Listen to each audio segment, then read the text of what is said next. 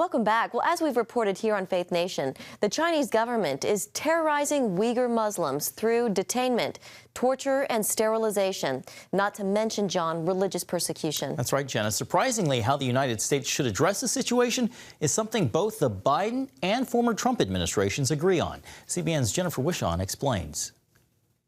As one of his last acts before leaving office, former Secretary of State Mike Pompeo designated China's actions against Uyghur Muslims as genocide, a designation President Biden's administration agrees with. For more on this important designation, I'm joined by Commissioner Nuri Turkel, who sits on the U.S. Commission on International Religious Freedom. Commissioner, thank you for being with us today.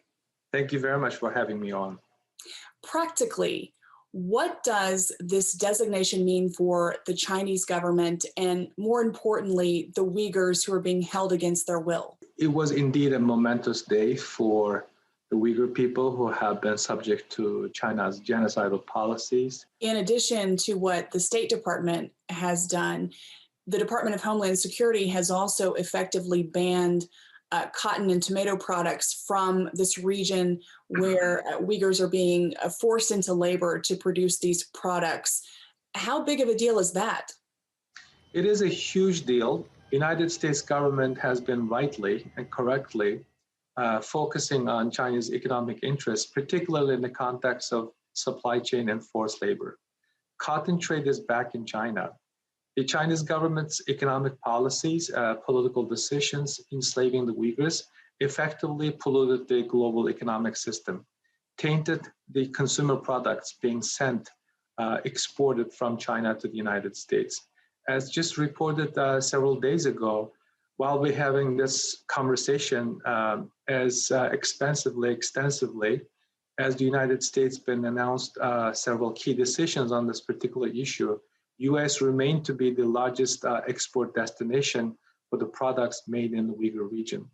Just last year, the export volume doubled. The word genocide is a big word. It's a grave word, and you've talked a bit about what that means. But remind us what we know about the conditions that Uyghur Muslims are facing today. China's government has built industrial-scale prison camps that the world has not seen since the Second World War.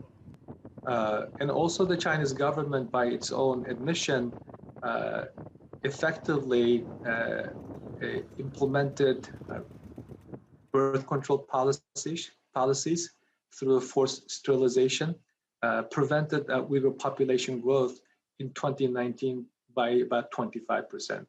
So, and on top of this, the Chinese government has been taking Uyghur children away from their parents.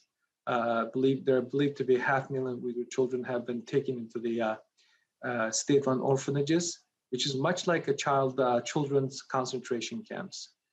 And also the Chinese government has built an expensive, pervasive surveillance system to monitor every aspect of the Uyghur people's lives. Because of the international community's failure to act, as the United States government has done, never again ring shallow. As a member of the commission, you, of course, advocate for religious freedom of all faiths across the globe. But you have personally been working on this issue for quite some time, and it's personal to you. I never thought in my life that I would be even mentioning the way that I was brought to this world. My mother, young mother, was taken to the re-education camp, and my father was sent to the labor camp when she was pregnant with me. I was born in Chinese detention, and I spent first several months of my life in the Chinese re-education camp. And also leaving that country and reestablishing life in the United States through education, professional life, and healthy family life. I thought that I was over with the communist Chinese repression, but it is still with me. It's just heartbreaking to hear and listen to our fellow Americans looking for their family members.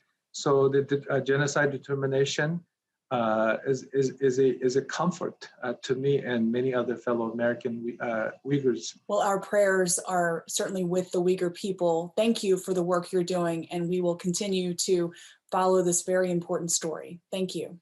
Thank you very much.